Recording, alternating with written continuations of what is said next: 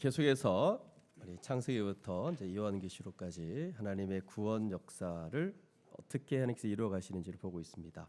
우리 저번 시간에는 이제 30절까지 29장 30절까지 봤는데 이제 이 야곱의 인생에 있어서 좀 황당했죠.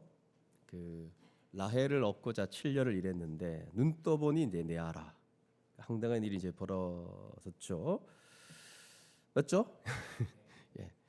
그리고 나서 이제 야곱은 아니 이렇게 자기가 속았는데 이 라반한테 별 반응이 없죠. 원래 야곱 성격 같았으면 뭐 쳐받고 뭐 어떻게 했을 것 같은데 별 반응이 없고 그냥 순응하고 있는 모습을 보게 됩니다. 그래서 저번 시간에도 말했듯이 누가 이런 얘기를 하면 레아는 분명히 나엘의 옷을 입고 그의 향수를 뿌리고 그냥 나엘처럼 속였다는 거죠. 그리고 그의 목소리를 흉내내며 이제 그 첫날 밤에 모르게 딱 그 야곱 옆에 누워 있었을 거다라고 얘기를 했다 했죠. 이거는 이제 야곱이 아버지 이삭을 속인 것과 똑같습니다.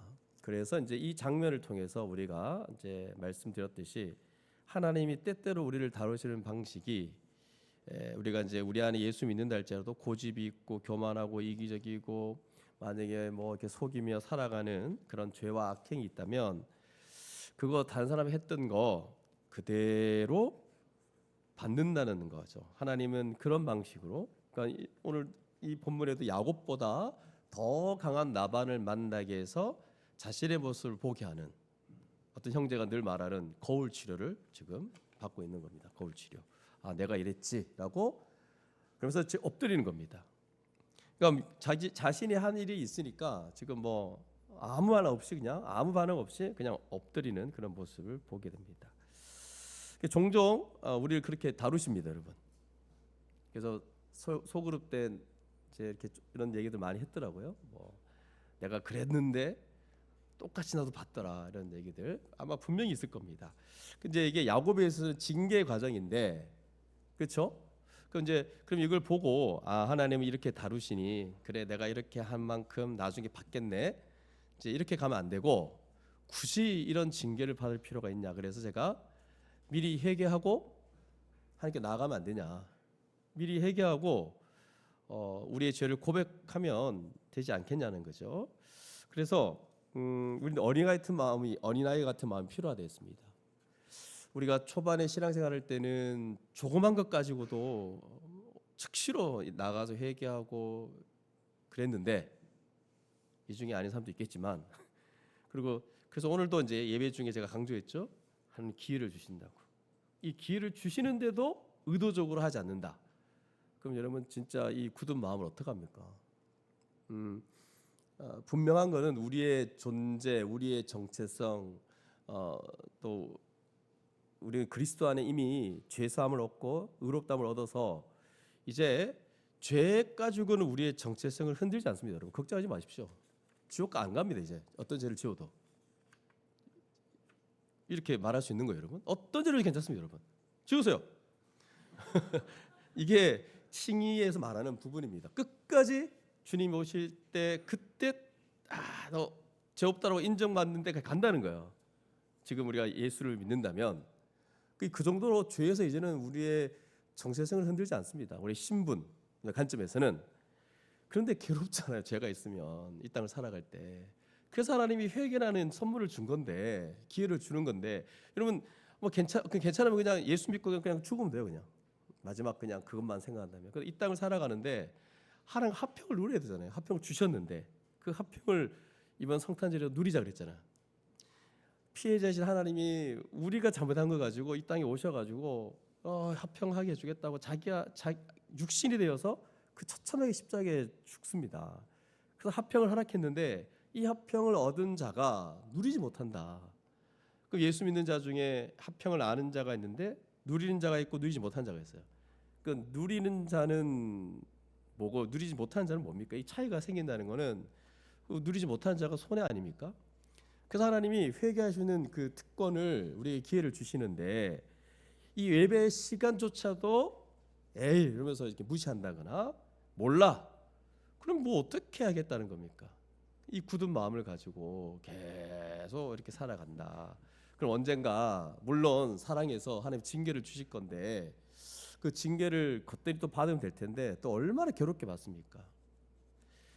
그래서 물론 사랑하는 자는 징계를 주십니다. 만약에 여러분 이거보다 더 힘든 거는 징계조차 안 준다. 그건 내버려 둔 겁니다. 그래서 여러분의 인생 가운데 뭐 어려움이 없거나 징계가 없는 어떤 과정을 보낸다. 분명히 본인 알아요. 지금 하나님의 뜻에 벗어나 있는데도 불구하고 삶에 뭔가 편안해요. 아무런 하나님 쪽에서 움직임이 없어요.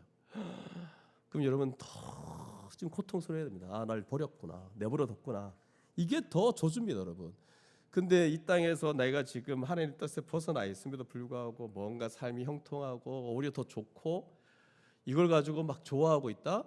여러분 지금 아주 굳어 있는 마음, 지금 애통해야 되고 마음이 이렇게 가난해져야 되고 어린아이 같은 마음을 가지고 어떻게든 회개를 할 수 있는 시간이 주어진다면 회개하려고 애써야 됩니다. 그래서 우리 미리 회개하자. 이게 저번 주 말씀이었고, 그리고 이제 이 네아를 사랑받지 못함을 보고 여호와께서 태를 열어주시죠. 그래서 이런 구절들이 성경마다 이렇게 있는데 아주 작은 일에도 이 하나님께서 반응하신다는 거 기억나시죠? 살피시고 돌보시고 그 참새 한 마리도 팔리는 거 하나님께서 허락하신다 했죠. 그래서 이런 부분 우리 하나님께서 우리의 이 작은 부분까지 관심 가지시고 우리를 돌보신다는 사실. 우리 이걸 믿는다면 우리 하나님께 기도할 수밖에 없고 그 자비로우신 하나님을 의지할 수밖에 없고 신뢰할 수밖에 없겠죠. 그래서 기도하자 그런 얘기를 우리 함께 나눴습니다. 자, 그러면 아마 오늘 DBS 본문과 좀 겹치는 부분이 있을 텐데 뭐 겹치는 부분은 이렇게 겹치고 또 다음 주에 오늘 안 한 부분을 오늘 또 뒤에 뒷부분을 또 연구하니까 그렇게 하도록 하겠습니다. 자, 오늘 본문은 이제 31절에 보시니까 뭐라고 되어 있죠? 여호와께서 레아가 사랑받지 못함을 보시고 이렇게 되어 있는데 야곱은 레아와 어쩔 수 없이 결혼을 하게 됩니다. 그래서 사랑받지 못해요. 이게 얼마나 괴롭습니까, 여러분? 아마 이 말은 레아가 야곱을 좋아했던 것 같아요. 맞죠? 당연히. 그래서 아버지하고 서로 모의해서 굳이 그날 밤에 그렇게 해서라도 이렇게 이 야곱을 붙잡으려고 했던 거, 들어가고 싶어 했던 것들을 보면 레아가 분명히 야곱을 좋아했을 텐데 문제는 그렇게 속여서 어떻게 합니까? 한평생 어려움을 겪고 있습니다, 지금. 그러니까 이게 보통 고통스러운 게 아니고 레아랑 결혼한 그 이후에 몇 년의 텀을 두고 나엘과 결혼한 게 아니고 이것도 7일 만에 또 나엘을 받아들이죠. 그래서 그때부터 시작해서 아예 야곱은 레아랑은 아주 관계가 좀 어렵지 않았을까. 뭐 사랑하지 않는 그 레아인데 그냥 결혼했고 자기 사랑하는 사람 따로 있는 거예요. 7일 만에 또 받아들였어요. 얼마나 관계가 어려웠을까. 그러니까 처음부터 레아는 남편의 사랑을 받지 못하고 굉장히 어려움에 처했을 거라는 거죠. 근데 여러분 이거는 옳지 않는 일입니다. 야곱의 이런 처신으로 말미암아 가정 전체가 지금 어려움을 겪는데 어쨌든 간에 여호와께서 이 레아가 사랑받지 못함을 보시고 불쌍히 여기시는 겁니다. 그래서 그의 태를 여신 거예요. 그리고 이제 첫 아들을 가졌습니다. 그러자 레아가 아들을 낳았고 그 이름을 루벤이라고 그랬어요. 맞죠? 아내들이 다 이름을 짓습니다. 야곱은 전혀 관심이 없어 보이죠. 그리고 루벤 그랬을 때 의미가 뭐냐면 보라, 라하란 히브리에서 나온 건데 벤은 아들입니다. 그러니까 보라 아들이다 이 말이에요. 그래서 뭐라고 얘기하냐면 여호와께서 나의 괴로움을 돌보셨으니 이제는 내 남편이 나를 사랑하리로다. 얼마나 힘들면 이런 이름을 짓겠습니까? 그러니까 남편이 이제부터 나를 사랑할 거야 이런 얘기거든요. 그러면 이제 뭔가 좀 좋아져야 될 텐데 어떻게 됩니까? 다시 또 임신해서 둘째 아들을 낳습니다. 어쨌든 간에 지금 사랑하지 않죠. 그럼에도 불구하고 아들이 계속 나와요. 사랑하지 않는데 아들을 낳고 있는, 아주 신기하죠. 그런데 둘째 아들 이름을 뭐라고 짓냐면 시몬, 듣다라는 샤마라는 히브리에서 나온 건데 들으심 이런 뜻이에요. 이걸 뭐라고 의미를 부여하냐면 여호와께서 내가 사랑받지 못함을 들으셨으므로 내게 이 아들을 주셨도다. 그러니까 지금 첫 아들을 낳고 관계가 개선됐냐? 개선되지 않았습니다. 계속 이러고 있어요. 지금 사랑을 받지 못하면서 아들을 계속 자녀를 낳고 있는. 그래서 둘째 아들도 시몬 나를 들으셨도다. 그래서 둘째 아들 두시면 그 남편이 나를 사랑해 줄까? 그랬는데 사랑받지 못하죠. 또 임신을 하죠.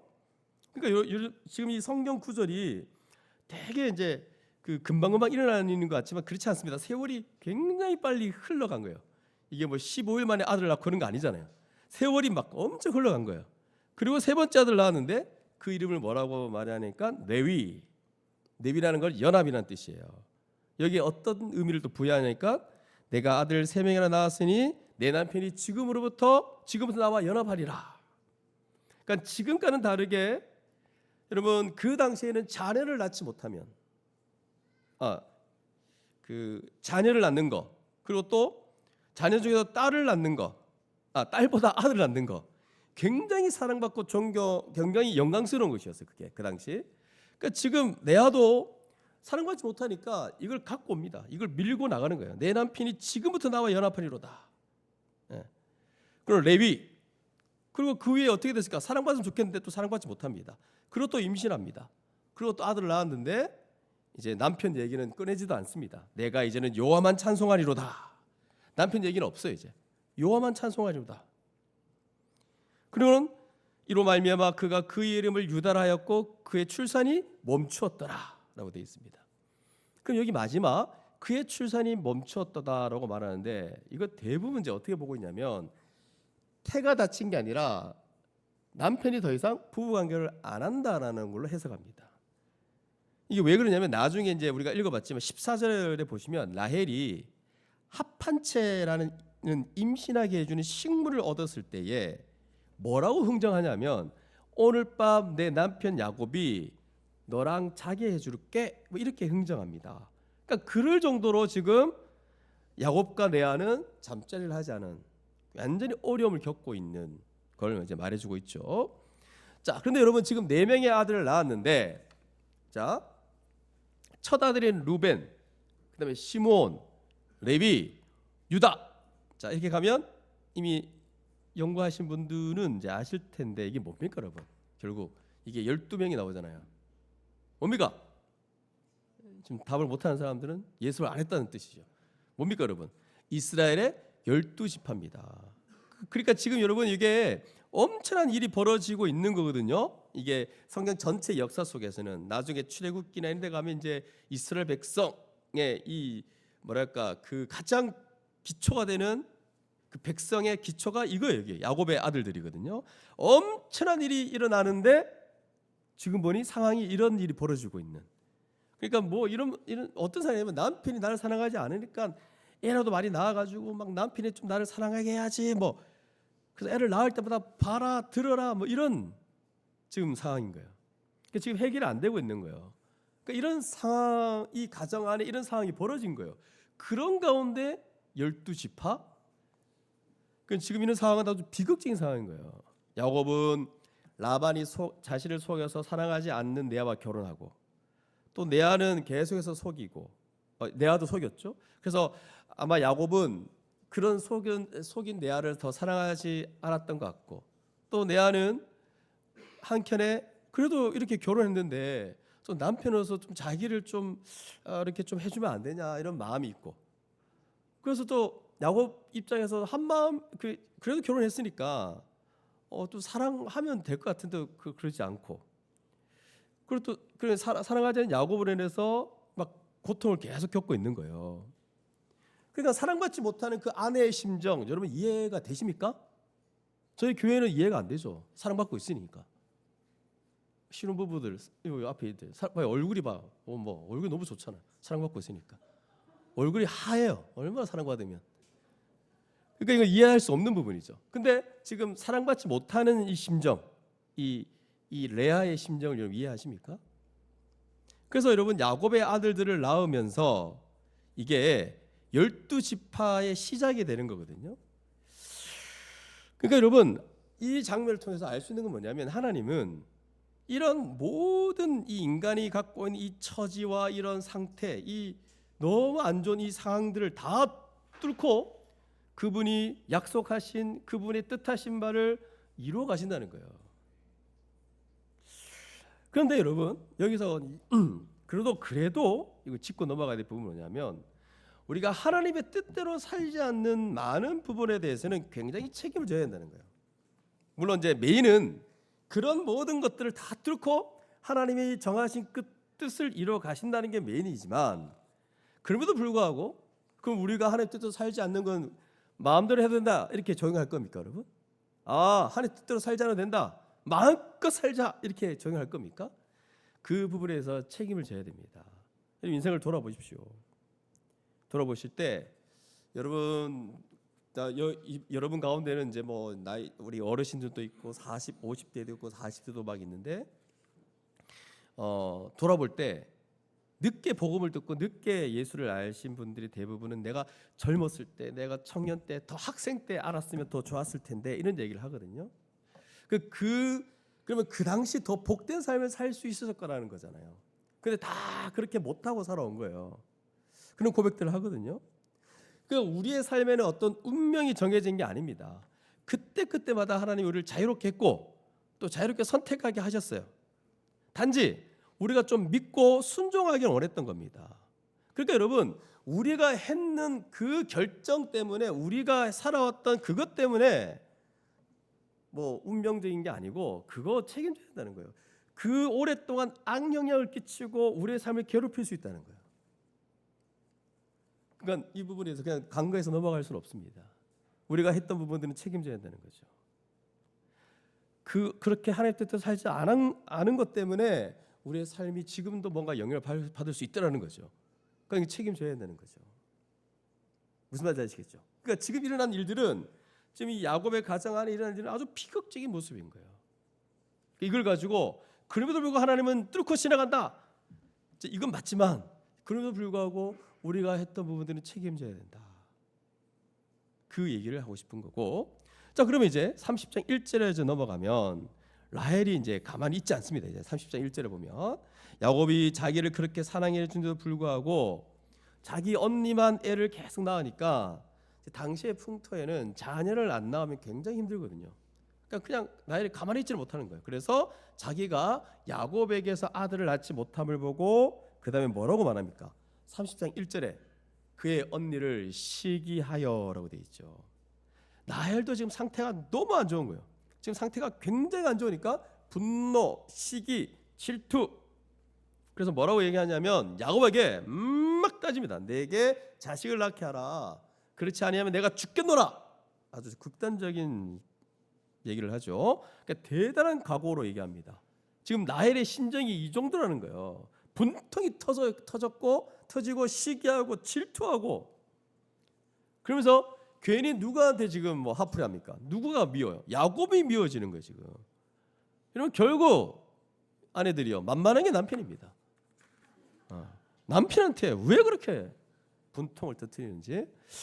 그때 야곱도 가만히 있지 않습니다. 2절 보면 야곱이 라헬에게 성을 낸대요. 성.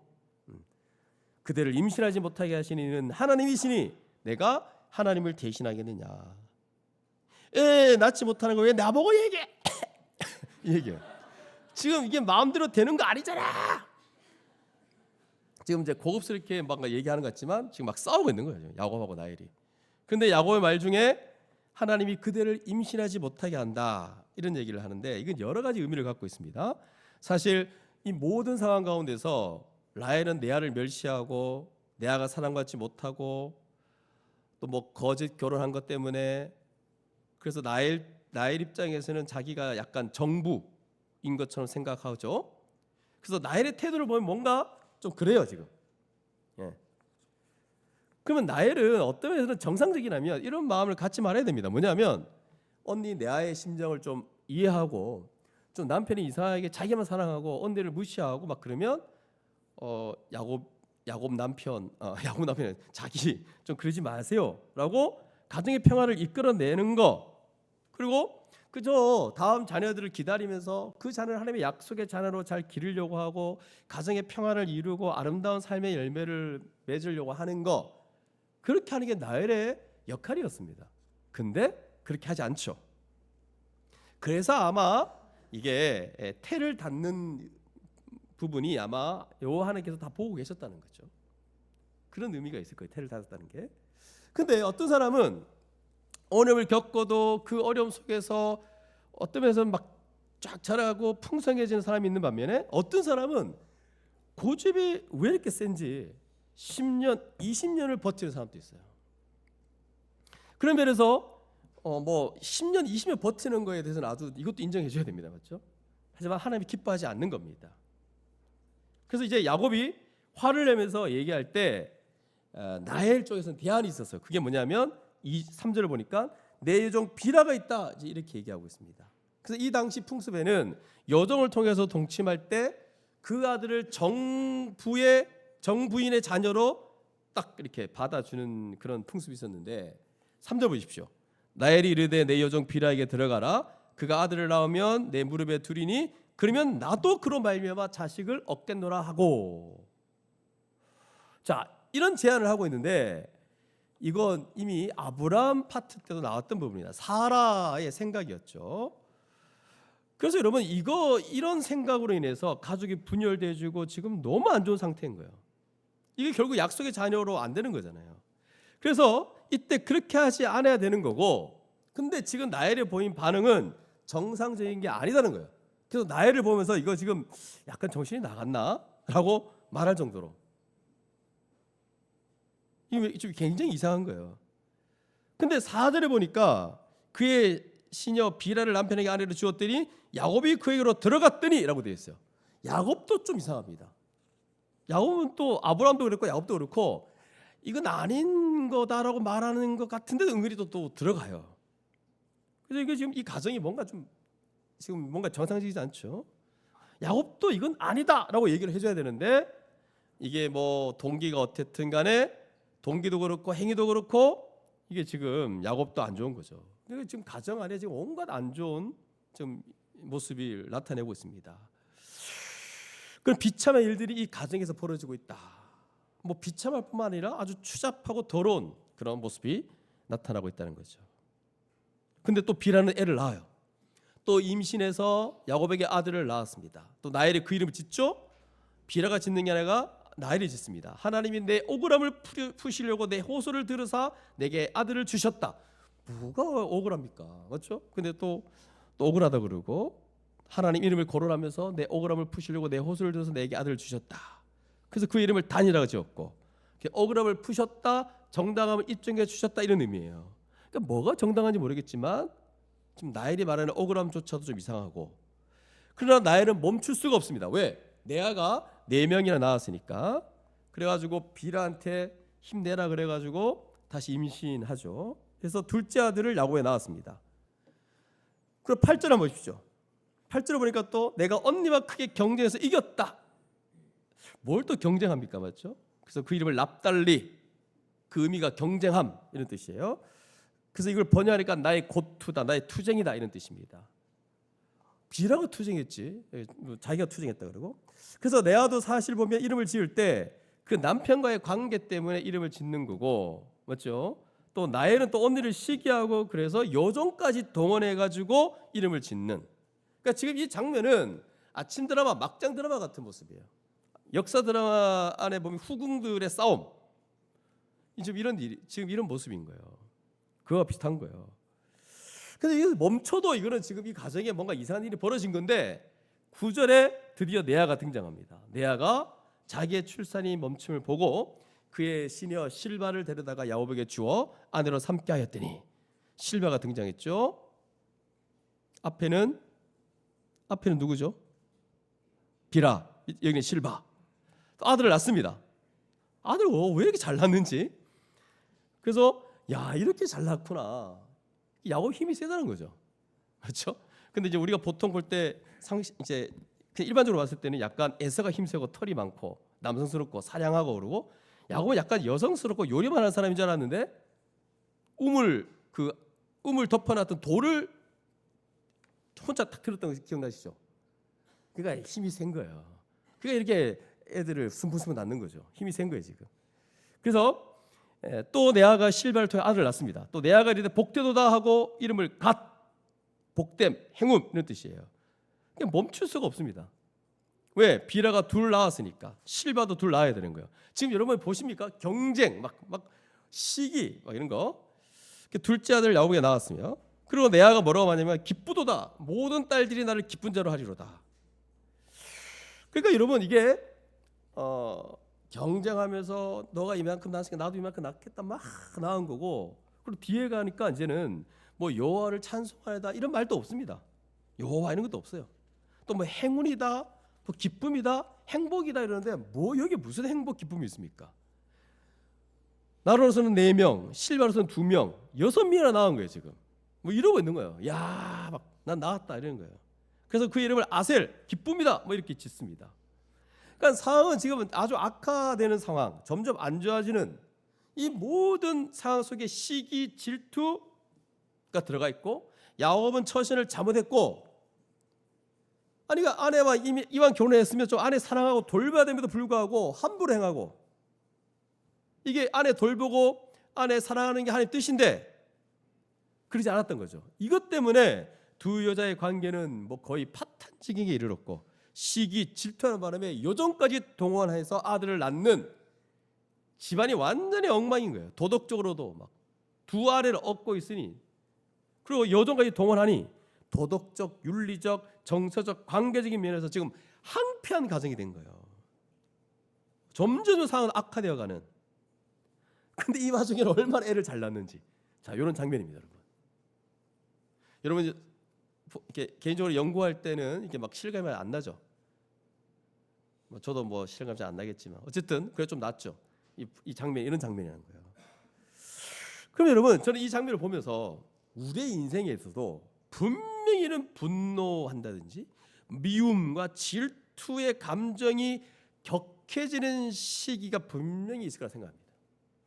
여기 대부분 잠재적 폭발을 갖고 있는 자들이거든요. 점잖해 보이지만 그런 사람이 더 위험해요.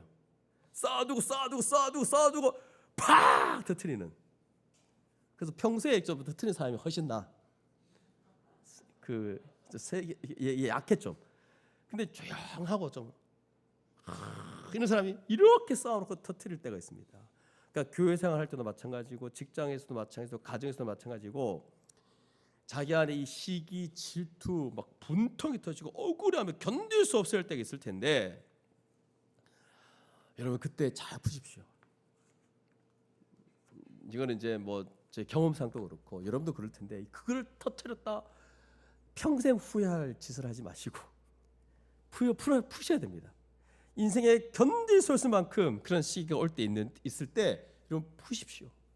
정말 건강하게 푸셔야 됩니다. 이럴 때 잘해야 정말 주의 자녀예요. 정말 주님 닮은 자녀입니다. 꺾으셔야 됩니다. 그래서 여러분 이럴 때 막 감정이 막 올 때, 그때 기억할 것은 우리를 향하신 그분의 그 사랑, 그분이 우리를 위해서 십자가에 죽으신 거 생각해야 되고, 우리를 위해서 그 고통을 감내하시고 그 모함을 당하셨던 그 억울함을 당하시고 그 유대인들의 그 시기와 질투를 당하시고 모함 가운데 십자가에 죽으신 걸 기억하셔야 돼요. 아니 예수님도 그렇게 하셨는데 내가 그 무시받는 거, 대부분 자기 무시했다고 그러잖아요. 무시. 그래가지고 팍 터뜨리잖아요. 그 십자가를 기억하셔야 됩니다. 이걸 이겨내셔야 됩니다. 아주 어려운 그 상황 속에 이겨내셔야 돼요. 부부 관계에서도 그렇고. 여러분 후회할 일을 하지 마십시오. 그 터뜨렸다가 나중에 후회할 거예요. 그래서 견딜 수 없을 만큼 잠을 못 잘 정도로 막 그 안에서 막 격동할 때 주를 의지하면서 이겨내셔야 됩니다. 절대로 여기에 휩싸이면 안 됩니다, 여러분. 우리 주님께서 도와주실 겁니다. 그래서 기도하세요, 여러분. 지금부터 주여 제가 언젠가 심령이 가장 어두울 때 빠질 때가 있을 텐데 나를 도와주십시오. 잘못된 결정을 내리지 않게 하시고 은혜 베푸셔서 항상 어두울 때 빛날 수 있는 내가 될 수 있도록 지켜주십시오. 분통을 터뜨리고 분노하고 시기와 질투로 말미암아 우리의 내 감정을 터뜨리지 않도록 주께서 내 마음을 다스려 달라고 기도할 수 있기를 바랍니다. 그렇게 대처할 수 있어야 됩니다. 우리한테도 이런 시기가 분명히 올 겁니다. 그래서 미리 준비하고 마음을 다스리는 우리 모두가 될 수 있기를 바랍니다. 또 이제 14절부터 보시면 이제 상황이 더 만만치 않는데 보시면 밀 거둘 때 르우벤 레아의 첫째 아들이 나아가서 들에서 합한 채를 얻어서 그의 어머니 레아에게 드립니다. 그리고 나엘이 레아에게 이르되 언니의 아들의 합한 채를 청구하노라 이렇게 얘기합니다. 그러면 합한 채가 뭡니까? 여러분 이미 성경 연구 해봤죠? 합한 채 뭡니까 여러분? 요즘 제가 들어보니 DBS 시간이 지금 아주 지금 풍성하지 않다는 얘기를 들었습니다. 준비도 잘 안 해오고 이 보는 순간 와 나 못하겠다 뭐 이런 이제 분위기가 형성된다 그러던데 이야기체는 여러분 오히려 강화체보다 더 쉽습니다. 이야기라서 이렇게 본문은 구조는 많지만 한 사건이래요. 사건 몇 가지 사건으로 되어 있어서 이거를 이 시대에 뭘 얘기하는지만 잘 이어주면 되는데 예 알겠습니다. 하여튼 그래서 여러분 국문학과 출신이 이야기체를 아주 잘할 수 있습니다. 그래서 우리 국문학 그 소그룹에 국문학과에 연관된 사람, 언어와 아주 연관된 사람한테 도움을 청하십시오.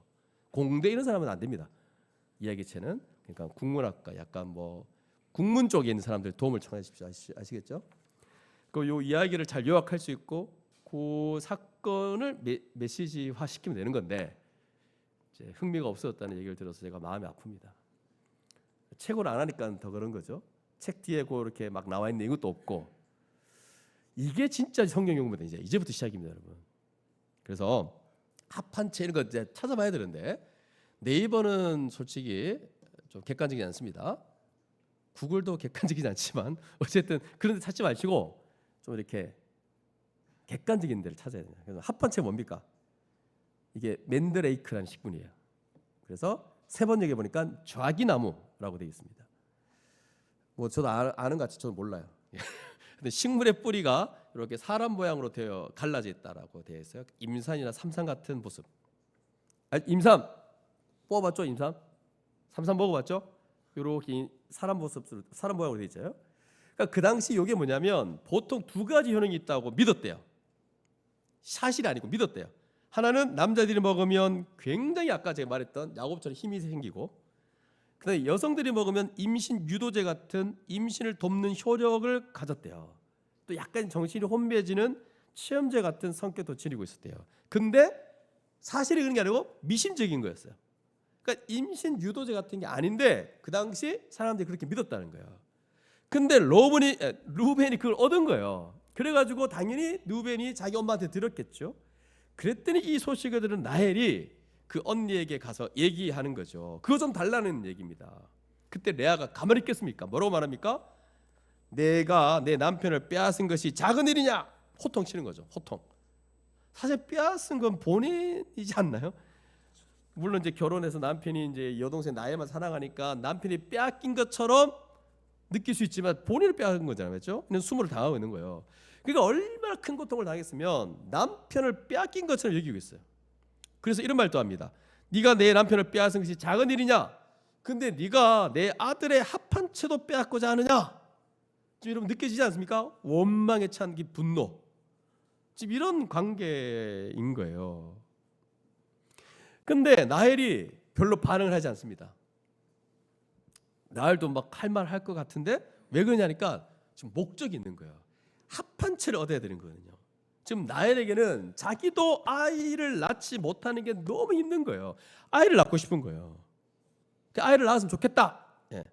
그러니까 그 구하기 힘들다는 합한 채를 언니가 갖고 있다는 얘기를 들으니 구하러 간 거죠 지금. 언니는 지금 몇 명을 낳았습니까? 맞죠? 엄청 낳았잖아요. 그러니까 언니는 분명히 필요 없을 거다 생각을 하고 갔는데 안 주려고 하니까 마지막 보십시오. 그 뒤에 최고의 제안을 합니다. 그러면 언니의 아들의 합한채 대신에 오늘 밤에 내 남편이 언니와 동참하리라 이렇게 돼 있어요. 그러니까 지금 상황을 아시겠죠? 야곱이 레아하고 합방을 하지 않는 거예요. 라헬하고만 합방을 한 거예요. 그 라헬이 지금 야곱을 좌지우지하고 있는 거죠. 지금 이런 일이 이제 벌어지고 있는 겁니다.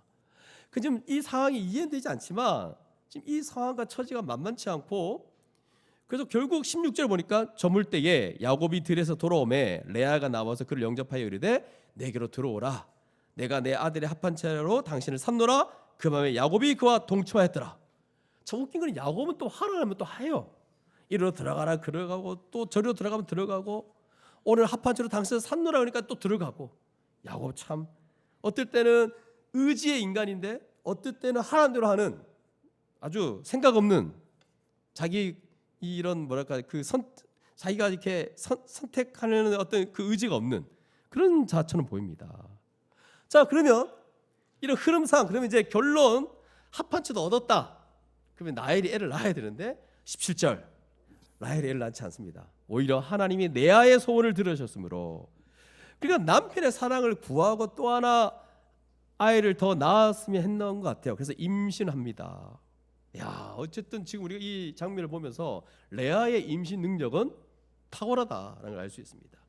이런 걸 발견하셔야 됩니다, 여러분. 자세히 읽기 위해서. 레아의 임신 능력은 탁월하다. 그래서 임신해서 5째 아들을 야곱에 낳았는데 레아가 이르되 내가 내 시녀를 내 남편에게 주었으므로 하나님이 내게 그 값을 주셨다 하고 그의 이름을 이사갈. 값을 주셨다 해서 그 이름 이사갈. 값과 이사갈 뭐 어떤 차이는 모르겠 어떤 의미가 있는지 모르겠지만 어쨌든 또 임신합니다. 그러니까 레아는 한번 임신하기 시작하면 계속 임신합니다. 그리고 6째 아들을 야곱에게 낳습니다. 레아가 이르되 하나님이 내게 후한 선물을 주셨도다. 내가 남편에게 6 아들을 낳았으니 이제는 그가 나와 함께 살리라 하고 그의 이름을 스브론, 거함, 동거 이런 뜻을 갖고 있습니다. 그리고 21절 그 후에 그가 딸을 낳고 그의 이름을 디라라 하였더라. 그러다가 22절 하나님의 나엘이 큰 고통 가운데 있고 어려움을 겪은 걸 생각합니다. 드디어 하나님이 생각합니다. 나엘을. 그래서 하나님이 나엘을 생각하신지라 하나님이 그의 소원을 들으시고 그의 태를 여셨습니다. 그래서 23절 그가 임신하여 아들을 낳고 이르되 하나님이 내 부끄러움을 씌우셨다 하고 이렇게 얘기하고 나서 그 다음에 우리가 너무너무나 잘 아는 드디어 아는 분이 등장합니다. 요셉 등장했습니다. 여호와는 다시 다른 아들을 내게 더하시기를 원하노라 하였더라. 그래서 아들 하나 낳고 더하기를 원하노라. 그래서 요셉이란 이름이 더함이에요. 더함. 정함이 아니고 더함이에요. 더함. 정함 요셉은 친구죠. 하여튼 더함. 이렇게 해서 아이를 낳고 나중에 나엘은 한 명을 더 낳습니다. 누구죠? 베냐민. 나엘은 베냐민을 낳다가 죽습니다. 오늘 보니까 내가 죽겠노라 그렇게 외치더만 결국 죽었어. 자, 이게 오늘 본문인데 그러면 여러분 지금 창세기 설교를 시작한 이후로 앞에도 어떤 부끄러운 모습들이 있었지만 여기도 아주 부끄러운 모습을 보고 있습니다. 그럼 여러분 이 부끄러운 모습은 불신자들이 이렇게 행동하면 뭐 이해가 되죠. 물론 또 불신자들이 이렇게 행동하지 않으면 좀 이상하기도 하죠. 불신자는 불신자예요. 이런 행동을 보여야 됩니다. 근데 보이지 않으면 또 이상한 건데 근데 하나님의 언약 백성 아니 아브라함 그 다음에 이삭 그 다음에 야곱 한 명이거든요. 그 야곱의 가정에서 벌어진 일들을 지금 우리가 보고 있는 거예요. 이게 뭡니까 여러분? 이 죄인된 우리 인간들의 적나라한 모습을 보고 있는 거예요. 우리가 물론 여기서 우리는 교훈을 좀 이끌어낼 수도 있죠. 아까 제가 말했듯이 하나님 뜻대로 살지 않은 거에 대해서 우리가 책임져야 된다 얘기했어요. 그래서 이렇게 하지 말자라고 나눌 수도 있습니다. 맞죠? 이렇게 하면 안 됩니다, 여러분. 물론 이제 여기 나오는 표현처럼 뭐 아내를 얻고 또 얻고 있는 상황도 아니지만 어쨌든 이렇게 살지 말자라는 어떤 교훈을 가지고 말할 수도 있죠. 근데 여러분 이거는 정말 하나님의 형상을 가진 자녀들, 하나님의 형상으로 회복된 우리 인간으로서는 이런 모습을 보인다는 건 너무 비참한 일이에요. 주변 사람들에게 너무 고통을 많이 당하게 하는, 서로 아름답지 않는 모습입니다. 그러니까 여러분, 하나님의 형상을 가진 우리 하나님의 자녀들은 때때로 뭐 좀 이 땅을 살아갈 때 가난하기도 하고 힘들기도 하지만 좀 멋있어야 됩니다. 하나님의 영광이 막 흘러 나와야 됩니다. 말할 때나 뭐 결정할 때나 주님의 뜻 가운데 막 가치 있는 걸 막 택하고 결정하고, 뭐 이게 조그만 것 가지고 막 뭐 시기 질투는 거 없어요. 아주 넉넉하고. 그래서 여러분, 좀 주변 사람들이 우리의 모습을 보고 예수 믿는 사람 쪼잔하다 말을 들으면 안 되잖아요. 쪼잔하다, 똑같네, 똑같이 시기하고 경쟁하고 막 자기가 얻으려고 하고 이런 얘기를 들으면 안 되잖아요. 오히려 예수 믿는 사람 멋지다. 그래서 뭐 이런 여러 유혹도 있고 분노할 일도 있겠지만, 시기 질투할 만도 있겠지만, 양보하고 엎드리고 겸손히 자신을 내세울 수 있지만 내세우지 않는 어린아이 같은 그런 모습으로 섬기는 자구나 라는 얘기를 들어야 되지 않겠습니까? 이게 교회 안에서는 이게 더 영광스러운 거예요, 여러분. 이미 교회는 세상 사람이 이렇게 소위 말하는 그 뭐 어떤 자리, 위치를 얻었다 해서 어떤 큰 대기업, 김 부장 이야기 그 대기업에 있는 위치, 뭔가 큰 직함을 갖고 있는 거, 이런 것 가지고 어떤 그 사람이 어떤 영광스러움을 말하지 않습니다. 교회 안에서는 오히려 여러분 어떻게 됩니까? 잘 섬기고 아주 그분의 그 영광스러운 형상이 나타나고, 이런 것 가지고 멋지다 이렇게 듣는 거예요. 그래서 여러분, 세상 안에서도 우리 교회 안에서 먼저, 교회 안에서도 그 사람의 이름을 언급하면서 우리 이 사람처럼 존경하고 배우자, 이런 사람이 교회에 있었다, 그 영향하에서 교회 안에 수많은 사람이 있었다, 멋진 사람이다 라는 얘기를 나중에 들어야 되지 않겠습니까? 여러분 지금 후배들, 자녀들한테 이런 얘기 들어야 되잖아요. 우리 아빠는, 그 삼촌은, 이런 얘기 들어야 되지 않겠습니까? 그래서 여러분, 지금 오늘 우리 본문에서 일어난 일들은 하나님의 백성다움이 전혀 없습니다. 이게 뭐냐 이거죠. 싸우고 갈등하고 막. 근데 여러분, 이걸 볼 때 혹시 여러분 이거 본문 보면서 또 성경을 연구하면서 야곱이라든지 레아든지 라헬이라든지 이런 사람들하고 이런 사람들의 모습을 보면서 나와 상관없다라고 얘기하는 사람이 있나요? 여러분과 거리가 먼 사람들의 모습인가요? 사실 우리가 좀 여기 나타난 이 가정에 일어난 일들만큼 뭐 그렇지 않죠. 규모가 좀 적고 은근히 해서 그렇지, 그렇다고 해서 우리가 뭐 그렇게 대단하겠습니까? 또 그렇게 대단하지 않아요. 그래서 우리가 하루를 생각해 보면 오늘 하루도 엉망이 되지 않도록 지켜달라는 그런 기도를 드릴 뿐입니다. 우리도 크게 다르지 않습니다, 여러분. 여기 나타난 모습하고. 그래서 여러분, 오해하지 마십시오. 은근히 막 짜증내고 은근히 이기적이고 약간 고집 피우고 자기 마음대로 하는 거, 교회 안에서 성도들이 성숙해서 뭐라고 하지 않는 거지, 그냥 온연히 해주는 거지, 그걸 여러분 영광스럽다고 생각할 것 같습니까? 절대 그렇지 않습니다. 이 교회 안에서 이런 아름답지 않는 모습이에요. 그래서 여러분, 이런 모습이 나타날 때 딱 돌아서야 돼요. 교회 안에서는 절대 사회에서 가진 지위, 뭐 사회에서 어떤 일을 하든 뭐 돈이 많든 뭐 이런 거 전혀 교회에서는 영향을 끼치지 않는 겁니다. 하나님의 사람들에게 영향을 끼치지 않죠. 오히려 신실하게 살아가고 정말 자기를 내려놓고 뭐 자기 자존심 이런 거 없이 그냥 지체를 섬기고, 이거 가지고 여러분 영광스럽다라고 말하는 겁니다. 그래서 여러분, 이런 모습들이 우리 교회 안에 이런 것들은 적시로 돌이킵시오. 내 안에 이런 것들이 올려오려고 할 때 적시로 돌이키고 정말 영광스러운 게 어떤 것인지를 여러분 생각했으면 좋겠어요. 그러면 여러분, 하나님이 이제 이런 상황 가운데 계속 애를 낳습니다. 동기가 어떠하든지 애를 주시고 자녀를 주시고 그래요. 그러면 여러분, 우리가 생각할 때 저라면, 여러분이라면 어떻게 하세요? 레아하고 라헬의 막 다 탔고, 왜? 이런 지금 모습을 보이니까 한 명도 안 주고, 그리고 야곱의 생식 기능 막 없애버리고, 또 나반은 그 자리에서 일어나지 못하게 다리를 그냥 부러뜨리고 이래 되지 않겠어요? 우리가 이 모습을 본다면. 근데 이게 뭡니까, 여러분? 야곱 하나 딱 뽑아놨는데, 태어나게 했는데 영광스럽지 못하게 하고 있는 거죠. 근데 하나님은 도대체 뭘 하고 계시는지 그냥 이렇게 애를 낳고 하는 그때만 모습이 나타나요. 그리고 하나님은 그냥 가만히 묵묵히 계십니다. 이 비참하고 온갖 죄인들의 이 더러운 마음, 죄성들이 난무하는 그 현장에서 하나님은 가만히 계세요. 그냥 참고 두고 보시고 단지 애를 낳게 하시는 거예요. 근데 그 결과가 뭔지 아세요? 여러분, 우리가 하나님의 백성이라고 하는 12지파가 지금 이런 온갖 죄가 드러난 이런 와중에 탄생되어진다는 사실을 여러분 기억하셔야 돼요. 마치 이건 뭐냐면 더러운 쓰레기 속에서 보물이 발견되어지듯이 이게 이렇게 나올 수 없는 곳에서 12지파가 탄생되는 하나님의 영광스러운 백성이 여기서 지금 시작되고 있는 거예요.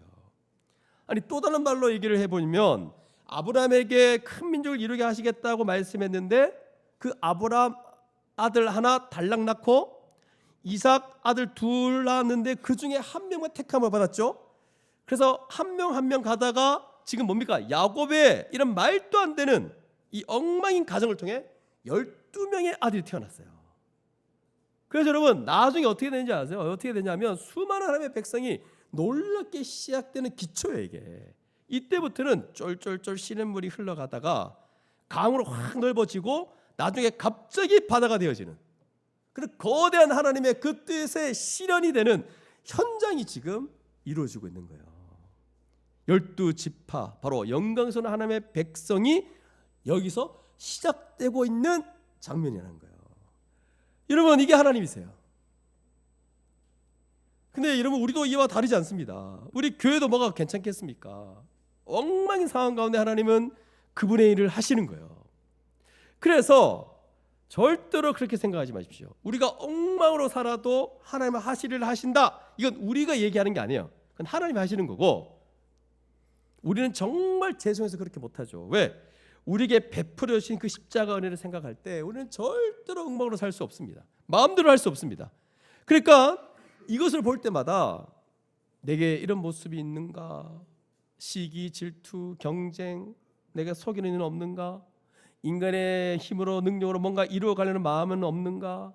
이렇게 하지 않아야 되는데 라고 날마다 자신을 경계하고 돌아봐야 되지만 근데 한 발짝 뒤로 물러서서 이 말씀을 보면 어떻게 이런 집안에서 그냥 요셉 한 분 하나만 건져도 이제 대단한데 여기서 12지파의 시초가 탄생되어지고 이것으로 말미암아 하나님의 약속을 실현해 가시는 그분의 그 뜻을 이루어 가시는 큰 그림이 드디어 지금 열매를 맺고 있는 장면이라는 겁니다.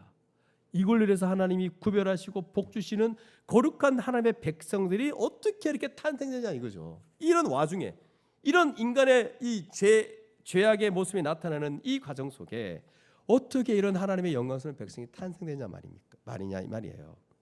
하나님은 이렇게 온갖 인간의 추악한 불신앙, 미움, 분노, 잘못된 동기들, 잘못된 선택들, 은근히 죄 가운데 살아가는 이 모습들, 이 말도 안 되는 이런 마음과 생각과 뜻과 이런 선택과 행위들 속에서 하나님은 묵묵히 그분의 일들을 그분이 말씀하신 그 약속을 계속 이루어 가신다는 것을 오늘 우리가 보고 있는 거예요. 그래서 다시금 하나님이 어떤 분인지를 기억하고 다시 우리의 마음을 다해서 야, 하나님 이런 분이시구나 라고 하나님을 찬양해야 되는 겁니다. 우리 개인적인 일도 마찬가지고 우리 교회도 마찬가지고. 그래서 여러분 분명히 이미 우리 교회에 이런 일들이 있었죠.